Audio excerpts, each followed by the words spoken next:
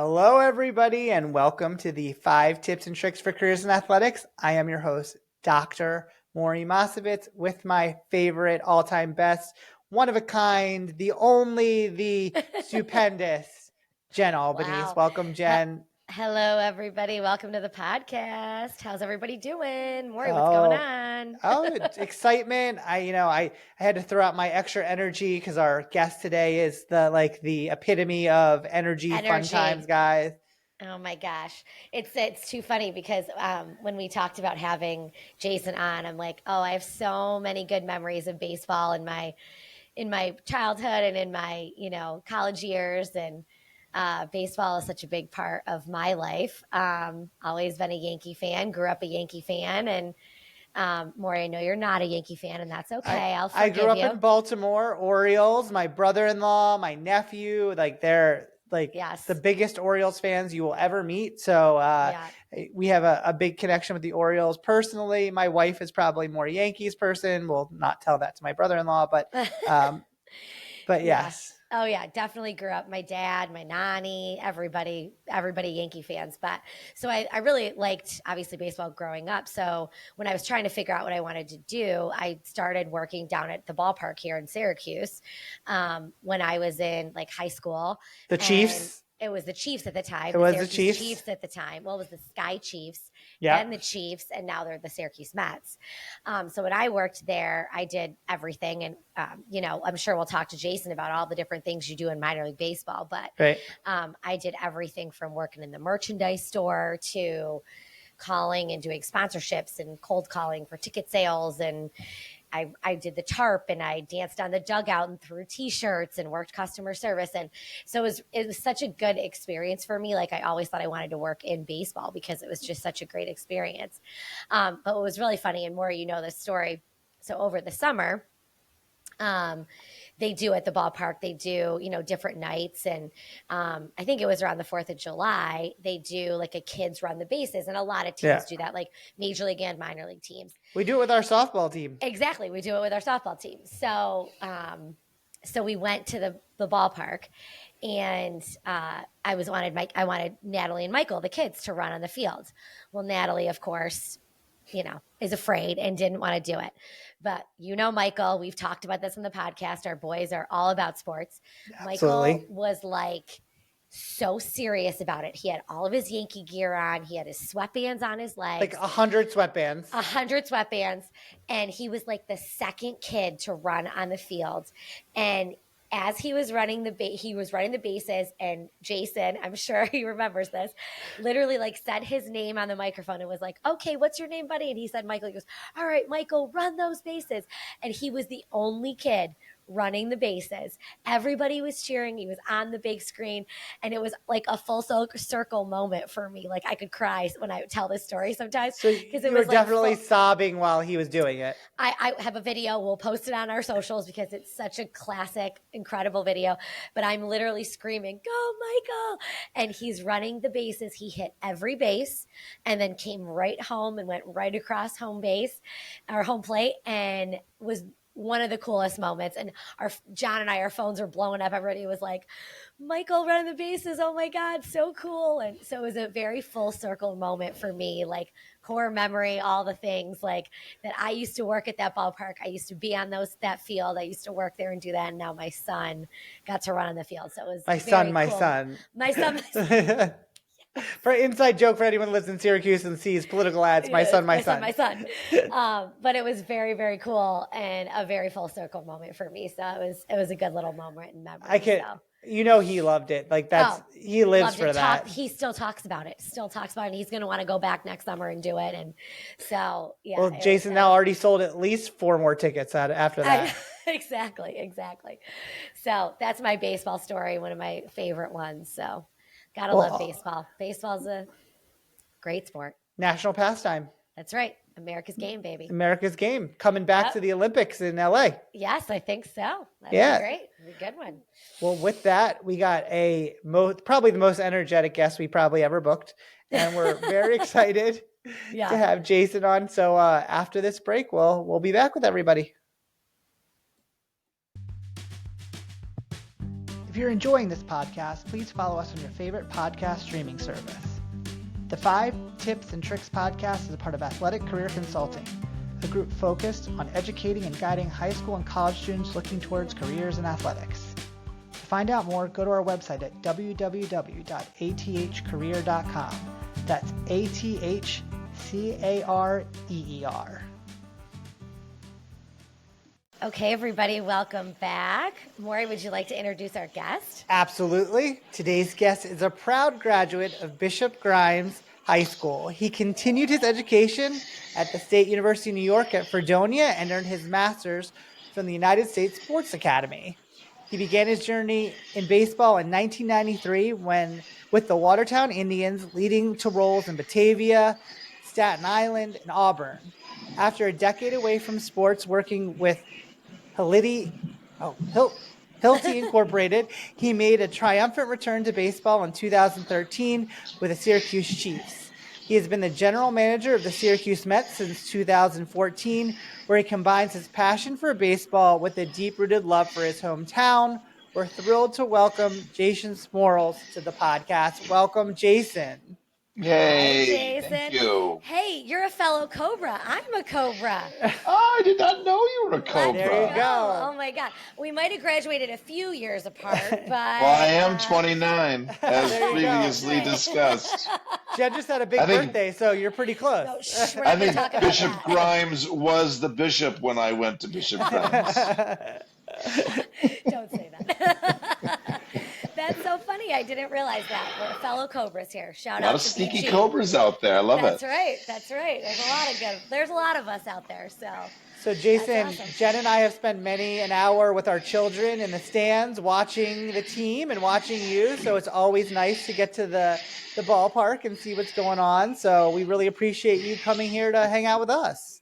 I appreciate you guys coming out. I've definitely seen you guys and the kiddos, especially yeah. the little Albaneses running around the bases. I think you were there on the 4th of July. Yep, we were. We had to buy, they made us play at 5 o'clock. We had to buy 4 hours until the got dark enough for fireworks. That's right. I remember that. We had so much fun that night. But Oh my God, that was so much fun. It worked, right? I mean, we had It was great. an hour of kids running the bases, but everybody loved watching them. The kids loved doing it. They're on the field. Time flew by. It was great. It worked out perfect. It really was fun. It's one of our most favorite things to do in the summer. I mean, I feel like even if you grew up, I grew up here, so like going to the ballpark in the summer was stuff that I always used to do. So now that I get to bring my kids, it's pretty cool. So yeah, it's fun. We enjoy going. It's a good time. You guys have a great little show going on down there. We appreciate what you do. Technically, the most amazing show on dirt. There you go. There's my marketing friend right there. That's what with I that, like. we're going to lead right into that first tip. So, Jason, Number 1. what do you got for us on tip number 1? So I did my little homework. I wrote my things down here. So number 1 is, I think it's tips on how to do my specific job, right? As the general manager of the baseball team. And I think these apply across the board to a lot of different professions.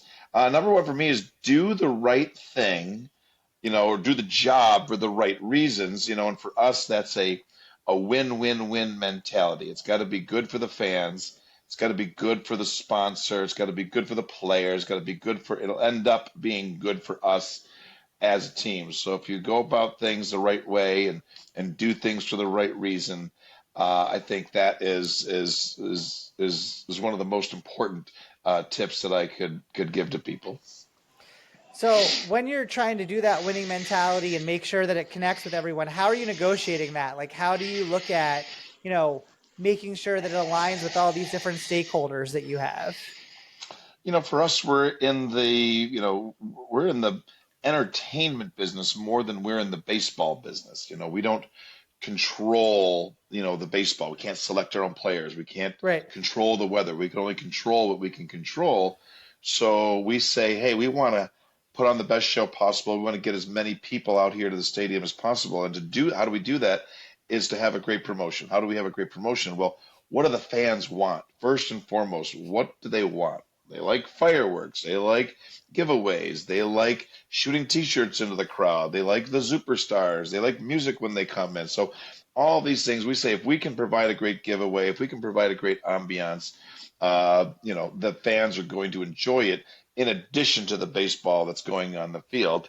And then, we want to make sure we have to find the right sponsor to help us provide all those things, and if they see our vision and they help us to bring in giveaways and entertainment acts and all this different stuff that we do, and we have full stadium, then the sponsor's happy, the fans are happy. We have a full stadium. The fans are happy. Hopefully, we've sold a lot of tickets. That makes us happy. Right. Then there's stands are full of fans. The players, are more excited about that, energized about that, and it just becomes a win-win-win situation. And it all stems from wanting to do the right thing, just to put on the best performance that we can. Awesome. Yeah. I love that you said about how you can't control like what actually happens on the field. I think people forget that. Like, we can't control what happens at the game. We can't control what happens on the football field or on the baseball field. Like, we can only control everything else that's surrounding it. So making that experience, so good for everybody, regardless of what happens on the field, that's going to have your fans coming back. And that kind of starts that win-win. I love that people forget Last about that. year, and for us, we're not in the winning business because we traditionally stink at baseball. In the history of the Syracuse Chiefs and/or Mets, I just completed my 11th year. I'm going into year 12. We've been good 3 times, and all those other years, and we're built. We literally designed this to be in last place, so this year we were fantastic. We were great, and last year we were second to last. Still can't believe how bad the Charlotte Knights must have been last year to be worse than us. And last year we had 330 some thousand fans, and this year we had 350 some thousand fans. So, right. We had 20 or 30,000 more fans, which is not that much. Despite whether we're good or we're bad, people just come. We had a little better weather here. We played a few more games, so our average is about the same. We average a little bit over 5,000 a night. We have 75 games, and the nice boost is if we're really good at the end, which we weren't this year. We kind of tailed off there at the end, but we had a great season, and all we really care about is sunshine, because that's everything else. Yeah. Because the staff works so hard, all we need is sunshine. Yeah. Absolutely. The sunshine is key, man. Absolutely. Well, awesome tip. Let's dive into number 2. Number 2 is lead from the front. I don't ask anybody to do any job that I haven't done myself or wouldn't do myself. So I'm personally, out there, and that means anywhere from picking up garbage, cleaning the stadium. You'll often see me on busy nights just jumping behind a concession stand and helping out. I have seen that.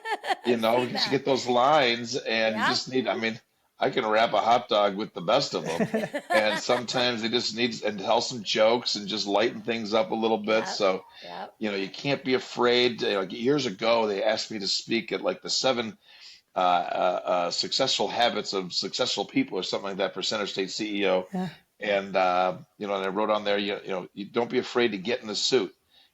Someone's got to be Scooch, and if no one's around, I was Scooch last year in the Veterans Day parade because we couldn't find a Scooch, and it was only like 60 degrees out. I was dying inside. I can only imagine what it's like when it's 95 degrees out. I can't. I never think about those suits in the middle of summer. That scares me every time. Mascots are special folks, special people to do that. Let me tell you. I could do it for one day.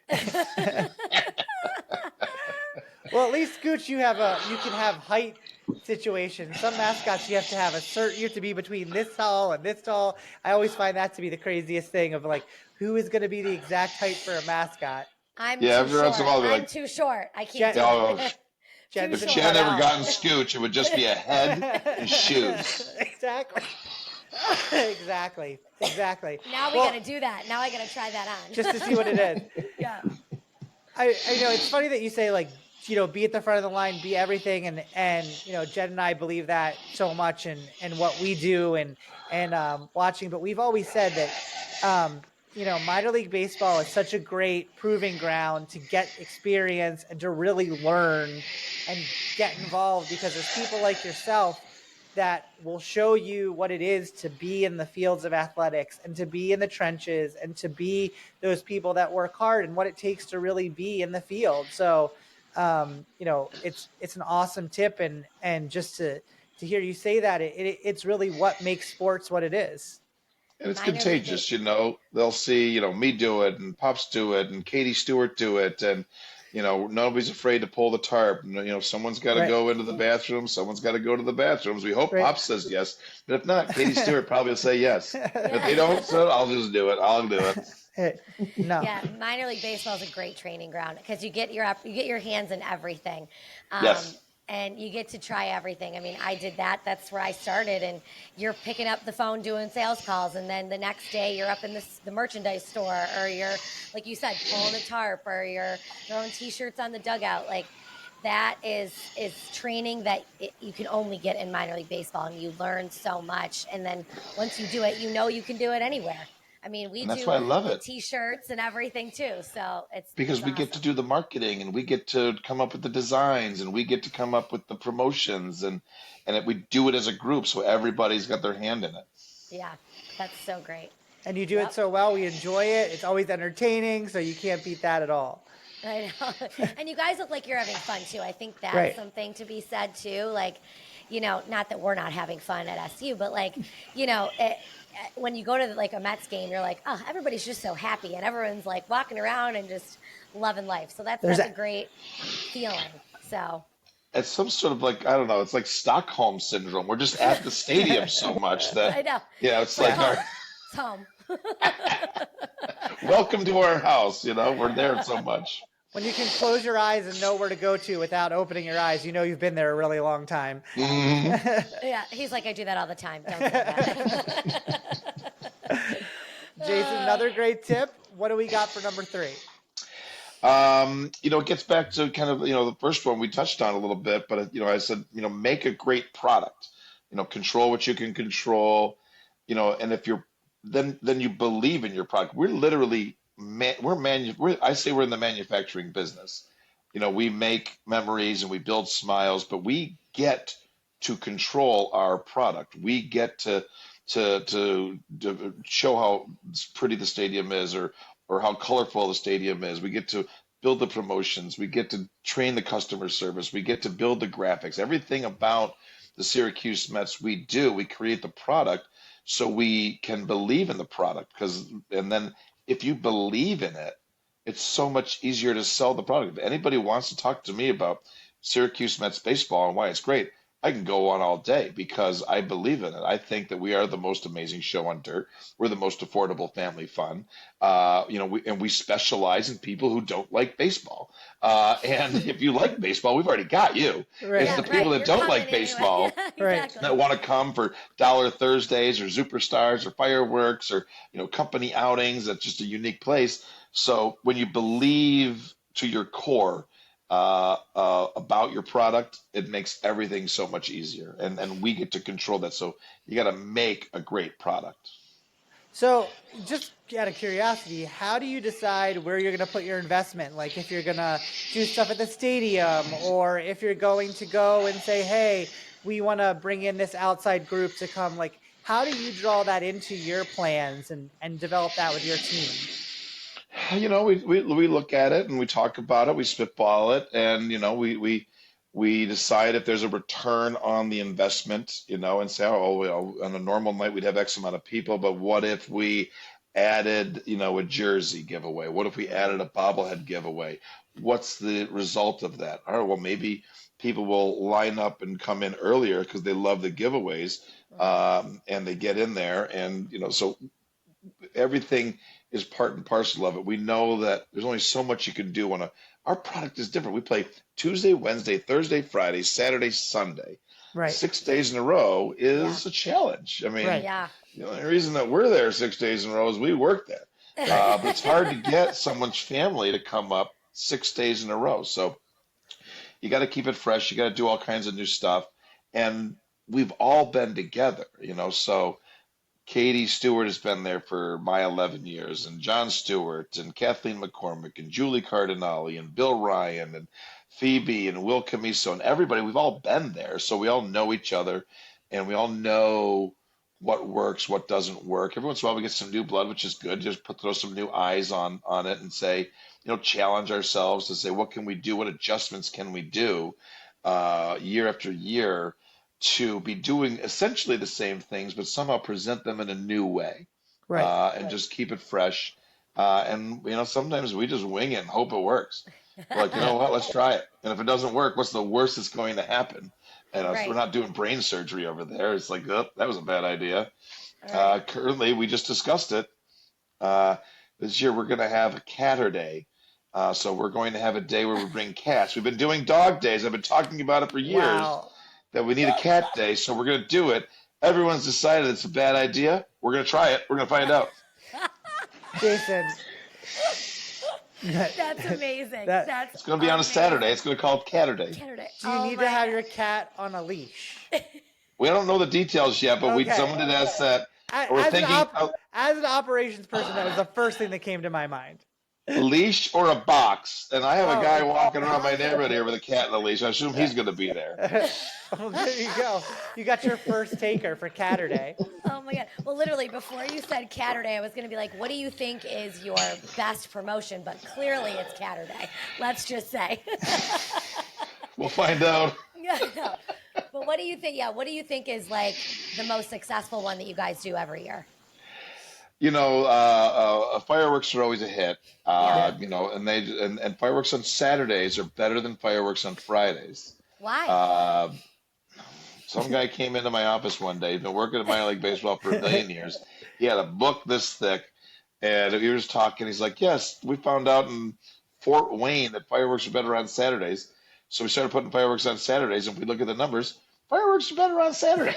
That's the guy crazy. knew. The guy They're not bad on Fridays, but they're better on Saturdays. But for us, our big thing right now, our most successful stuff is the cultural heritage nights that we do. Irish night, Italian night, Pride night, the different Latino nights, our Juneteenth celebration.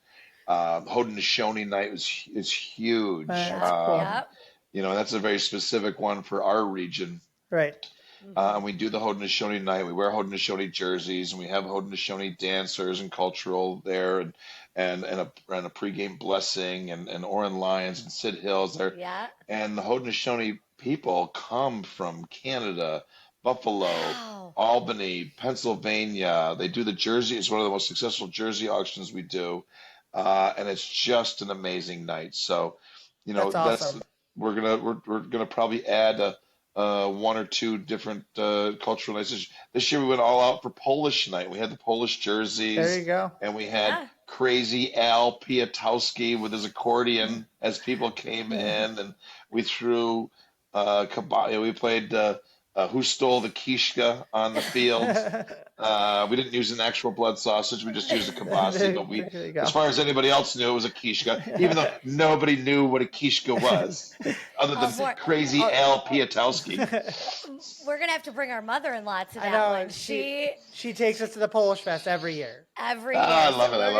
We're going to need to bring her. She will love that. She will love Shivets spear and pierogi. It was fantastic. Pierogi, Awesome. they'll love it. That's great. Well, that's good. Yeah, those are great. That's exciting. And you have so many games to be able to add and do all of those things, which is cool. That's awesome. Okay. We always say that we like the dogs the best. We have Polish people get one night, Italian people get one night, Pride gets one night, dogs get three. Cats only going to get one. The dogs still get. Well, you know what? Still get it three. might change. It might change. We need an update and see how Catter Day goes, because we'll come back to you next year and we'll see how many cat nights are coming the following year. 12 cat nights. There we go. That's awesome. Awesome. Okay, number 4. I think this is generic across the board. It's just listen. Yeah. And it's listen to your staff. It's listen to the fans. it's listen to your sponsors, and don't go in there trying to sell them on, Catterday. If you're listening to someone and they're having a conversation, this person says, I really want to do, I really want to do something with cats. I'll be like, I got something for you. But if you're not listening and you're going in there with a preconceived idea, preconceived notion, just to make sure that you're listening and listen to the fans. A couple of years ago, we just kind of sat down and we started talking to a couple of our season ticket holders, and they basically told us we lost our edge. We lost, what their perceived, value of being season ticket holders, that we were almost felt like they were being taken for granted. So, we recommitted to the season ticket holders, and we've really, launched back into that. And, just because we listened and then thankfully, they came up and said something. They go out of their way to tell you something. You should listen and hopefully be able to act on that the right way. Yeah, because those season ticket holders are your most loyal fans. So rewarding They're as them, dumb as us. They show up every game. They're and they're not getting they're not paid, even they're getting paying you. and they're not even getting paid to do it. So you gotta love them. They're great. Yeah. So Jason, you guys are so connected with the community, and clearly you gave examples of all these different things. How do you get out there and listen to those people that might not have come to a Mets game yet to say, hey, how can we bring you into the family? Like, how do you get that listening skill going? I try to go out and speak to as many groups as I can. At the Rotary group, anybody that invites me to speak, I will go and speak. And I've been in some weird rooms. And hopefully we're not weird. Hopefully you're okay. No, this is great. But I'll go with somebody. I'm like, who books these things? Which is me. So try to get out there as much as possible. We have great media partnerships, and I'm on Ted and Amy a lot, and I'll be talking to my wife in the grocery store, and the people in front or behind me like, I know your voice from Ted and Amy. You're that guy from the Mets. And I'm like, I'm that guy from the Mets. They don't know my name, but they know that I'm with the Mets. You're there. Yeah. And just be as effervescent, get out there, and I'm always wearing Mets gear or Syracuse Mets gears to kind of start a conversation, and it could be a room of 400 people. I'm going to give some remarks to an innovation summit coming up with a room full of 500 people to say why Syracuse is great and welcome them to Syracuse. Or it could be hand-to-hand combat in the grocery store, one-on-one. Someone sees a Syracuse Mets, jersey, or just recognizes me, and we have a conversation. You just always got to be ready and always believe and always be closing and always be selling and just it's not really a hard sale. You're just inviting them to come to a game. Oftentimes, I just dare them to come to a game. I dare you to come to a game. Yeah. I don't like baseball. I dare you to come to a game. I bet you're gonna like it. Yeah, and it's all back to listening. You're just listening to what they're saying, and that turns back into your other tips of like, okay, you've listened to the fans. Now let's give the fans what they want. And then that keeps them coming back. So that's a good one. We really find a lot of times that as despite all the advertising we do, billboards and television ads and radio ads, and digital ads and Clipper direct mailings and all this stuff, there's so many people that don't know what we do. They don't know they can bring their dog to the stadium. It's just hard to cut. Or their cat. Or their cat. It's hard to cut through the clutter, and so that's why it's, I always view this as opportunity, because, there's a chance that someone doesn't know that we're there. Someone that hasn't been to the stadium. There's people that don't even know that the stadium's been totally refurbished and it's gorgeous now. Right. I find it crazy. We always talk about like all of our games outside of the dome are free, and it's like advertised so incredibly often. And I will probably once a month get someone to ask how much it costs to go to like a women's soccer game. And I'll be like, it's free. Come check us out. Like you can be there, support the team. They'll love you to be there. But you're right. It's getting through the noise and trying to make what I appreciate so much about you do, it's making direct connections with people, and that's what leads to success and bringing people into the fold. Yeah, and you're always it's the battle is real, the struggle is real, and there's just a lot of competition for for people's attention, competition for people's dollars, whatever it is, and with us, we don't have a lot of, there's no competition really for us, of event wise in the summertime. Right. Our competition is going to camp, Right. travel baseball, Right. travel soccer, Right. travel volleyball, just time.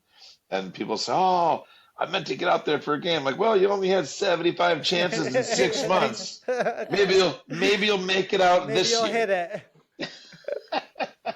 Be like, we're doing a Catterday. Everybody's coming. I think the dome full of cats sounds like a great idea. Nope. There's no way. I can't. I don't even want to bring it up to the senior administration over there.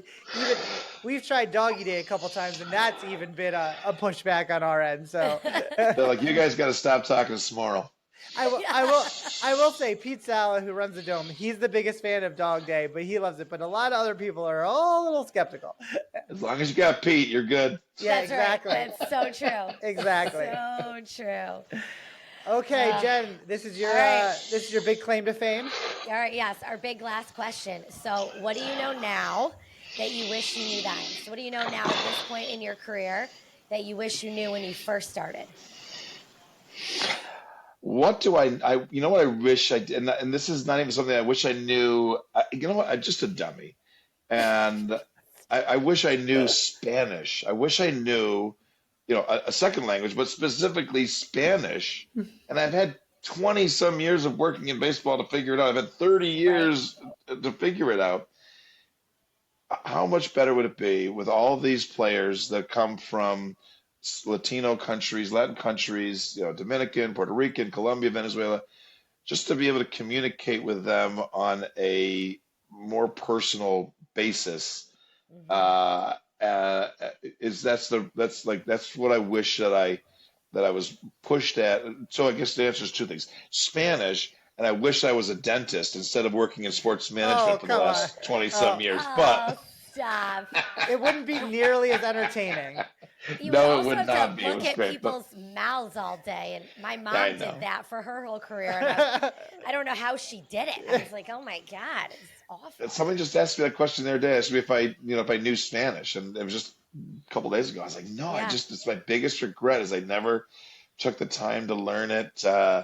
With such a world game, and we have Yeah. at any given point half the team speaks Spanish, Speak and Spanish, right? luckily most of them speak English, but not all of them. Right. Yeah. Well, we'll have to get you Rosetta Stone, and we'll go out there and we'll try and I know a little bit of Spanish from high school. I can't tell you I know that much, but we'll have to help you get on the road to learn more Spanish. I hang out with the Spanish guys. I talk to them. I speak a lot of Spanglish. We laugh, and I'm trying to speak my Spanish with them. Yeah. That's the start of it. You got to start somewhere. You keep going, and you build upon it.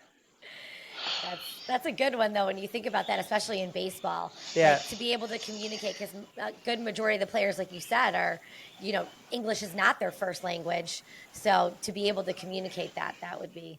And I think it crosses all sports. And if you're thinking about Right. sport management, and you're thinking about tennis, they're the Wuhan Open on Right. television. I'm not entering the Wuhan Open, but there's tennis is global, basketball Right. is global, Right. Global. baseball is global, football's trying to be global, Right. rugby, golf. There's all Yeah. these sports that the world becomes your oyster if you speak that other language. I speak French. Great. They play sports in France, and there's an opportunity for you there. Yeah, you need to get in the Olympic movement. French. That's the second language of the Olympics. You get English and French. So Yeah. Great was the Olympics this year, though, in France. that was pretty impressive. Amazing. We have a friend that is very active with the Olympic movement, and we always are digging into questions with him about what's going on. And he was there, and but it's pretty incredible. Fascinating to hear some of his experiences with that. But it was the way that they put that on. I'm so looking forward to 2028 in LA. That's going to be the coolest. To have it in the U.S. for the first time in a really long time is going to be incredible. It's going to be so cool. And like you said, I think that the thing that's really interesting, and to bring this all back around, is athletics and sports.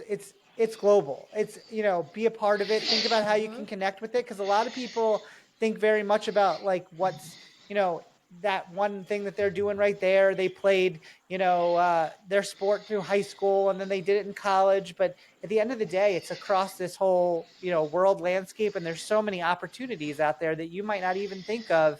And to do something like learn Spanish or learn languages can really open doors. So that's a really great tip. See, you did a great job, Jason. Yeah. That was There you go. fantastic. Yeah, Yay. awesome. And I cannot wait for Catterday. If I haven't said that enough, I'm pumped. You have got at least, and Jen doesn't even have a cat, so she's gonna her mother has a cat, and I know what she's gonna do. She's gonna go to her mother's house and borrow her mother's cat. No, I'm just gonna bring my mother with the cat. I don't want to wash the cat. I just want to see. That's what I'm talking about. See? I can't wait till we take pictures with Jen and her mother and a cat at the Mets game this summer. With Jason. I know there's. I'm the self-appointed king of selfies in Syracuse, so I will take a selfie with you. We will definitely post it on our social media accounts. It's all coming back around. I love it. Love it. So there's going to be 2 people there. It's already It's going to be like on a Saturday, and we're going to put this in like April or May. This isn't going on the 3rd of July. This is I know. She'll still be there. Don't worry. All right. Just the cat people will be all like, "Why'd you give us such a cold, rotten day?" I'm like, we're just testing the waters. Don't do it in August because there could be some conflicts with some sports for Jen. But if you put it in April, I bet you she'd be there. We don't want the cats to get too hot, right? Nice cool day. Right, yeah, that's right. Exactly. Right. They could have sweaters. It could be a whole thing. Oh my God, we're going down a rabbit hole here. Well, there's no bad ideas. This is how the process works. This is how the sausage gets made. Just shout things out. They're like, yes, we'll have a contest for cat sweaters. Yeah. It's so great. So great. Well, Jason, this has been so awesome spending time with you. Thank you for all your insights and being with us. We really appreciate it. Yes. It is my pleasure. Thank you for inviting me. I really appreciate it. Absolutely. Awesome. This was great. Thank you so much. Well, to all our fans out there, please make sure you check out our social media. Jen, throw out all of our hashtags and everything else we get there. Yeah, so just make sure you're following us on all your social platforms at AthCareerPod and liking us on all your podcast platforms. And this was great. We're on everything, Apple, Spotify. Make sure you get out and iHeart, wherever you can find a podcast, we're probably there. So make sure to follow us. And all right. We'll see everyone soon. Thank you. Bye. If you like the 5 Tips and Tricks podcast, make sure to subscribe on your favorite podcast platform. You can rate and review us, including questions that may be answered on future episodes. The 5 Tips and Tricks podcast for careers in athletics is part of Athletic Career Consulting. Check us out at www.athcareer.com. Don't forget to follow and like us on your top social media platforms.